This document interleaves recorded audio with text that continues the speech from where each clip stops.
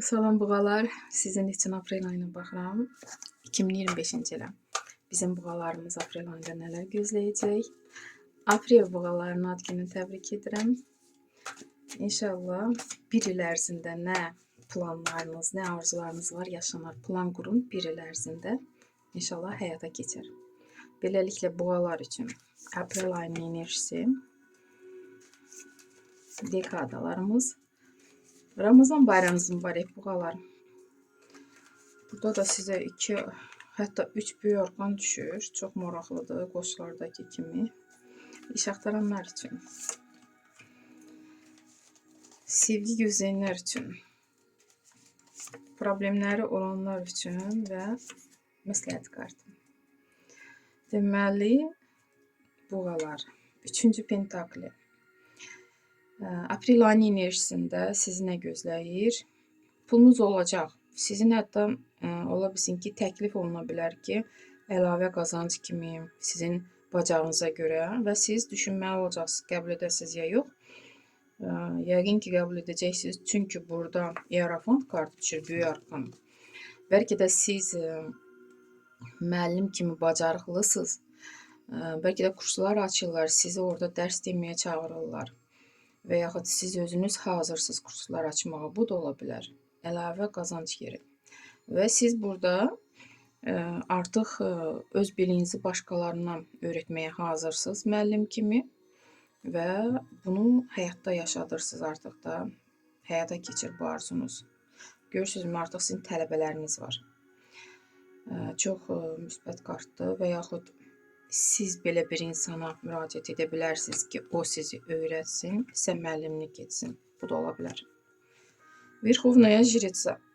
Burada güclü kartdır. Bu kartla onu da deyim ki, inanmıram ki, sizə əməl oluna bilər, belə rasklad ilə. Əgər enerjiniz azdırsa, özünüz yoxlada bilərsiniz, çünki bu həm də əmələ işarədir.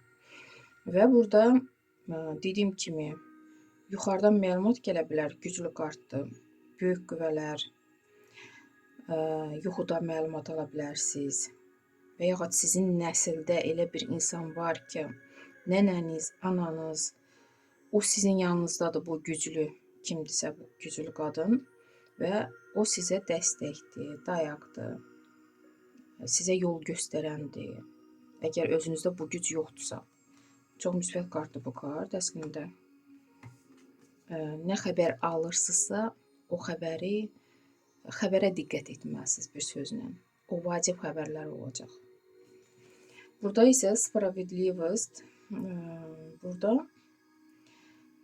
məhkəməlik işiniz varsa, siz tərəf olacaq hakim, sizin tərəfinizə qərar veriləcək və burada elə anlar yaşana bilər ki, hətta boşanan insanlar aranızda varsa, boşanma ola bilər bu kartla.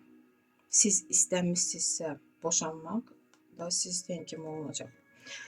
Və yenə burada vacib sənədlər, evin kupçasından tutmuş, sertifikata qədər əgər kurslar keçmişsə, bitirmişsə, onu əldə edəcəksiniz. Övladlarınız sertifikat ala bilər, diplom ala bilər. Nəticə çox lazımlı bir sənəd.